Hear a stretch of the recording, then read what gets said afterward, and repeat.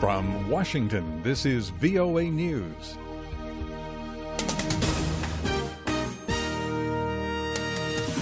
I'm David Forrest reporting deadly blasts in Yemen's capital. The Islamic State is claiming responsibility for 4 car bombings that killed at least 31 people and wounded nearly 20 in Sana'a Wednesday. The militants say the blasts were revenge against Houthi rebels who overran the capital. 3 mosques and a Houthi political office were targeted. U.S. Defense Secretary Ashton Carter is calling on Iraq to make a greater commitment to fight the Islamic State.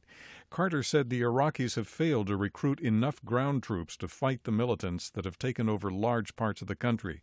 He told the U.S. House Armed Services Committee that only 7,000 of an envisioned group of 24,000 recruits have been trained.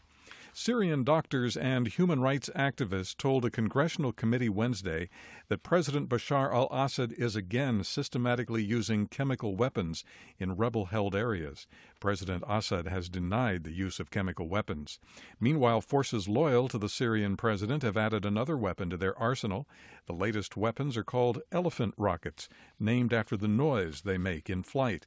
According to political activists, at least 24 civilians were killed Tuesday in a Damascus suburb by the rockets.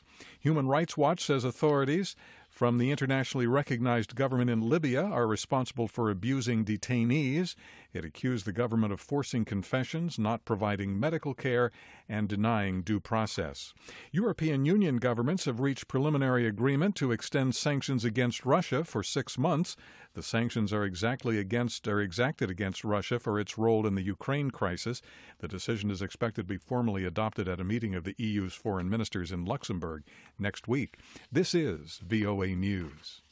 Uganda's Electoral Commission is warning all political parties and civil society groups that they would be flouting the country's electoral laws if they engage in early political campaigns. Electoral Commission spokesman Jotham Teremwa said anyone posing as a candidate ahead of the nominating process is out of order. Those comments came after former Prime Minister Patrick Amana Mbabazi wrote a letter to President Yoweri Museveni stating his intention to challenge him for the presidential nomination of the ruling party.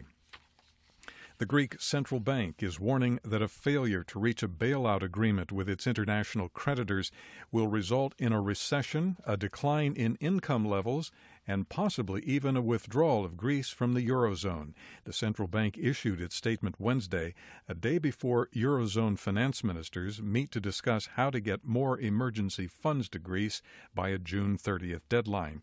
Greece's finance minister, Yanis Varoufakis, said on Wednesday he did not believe an agreement can be reached. I do not believe so.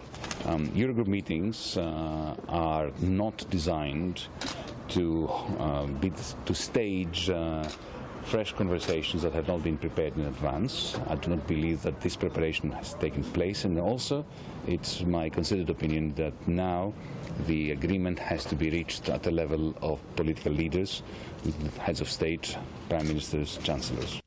Valdis Dombrovskis, a European Commission vice president, says the bloc will consider ways to help Greece avoid hurting vulnerable citizens. If the intention of the Greek government is not to take the measures which are affecting some vulnerable parts of population, European Commission is willing to agree to this and look at alternative proposals. Eurozone President Jürgen Dijsselbloem said on Wednesday an agreement between Greece and its creditors is still possible.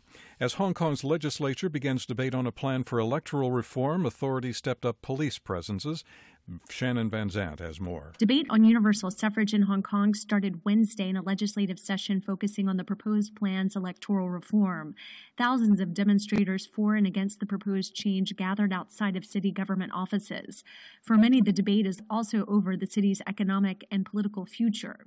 The vote expected this week is the culmination of months of protest by more than 100,000 demonstrators who pressed for Hong Kong to have an open election for the city's top leader, the chief executive. Beijing instead offered a plan that allowed for voters to choose only among those candidates approved by a panel of Beijing loyalists. Shannon Van Sant, Hong Kong. And in Washington, I'm David Forrest. That's the latest world news from VOA.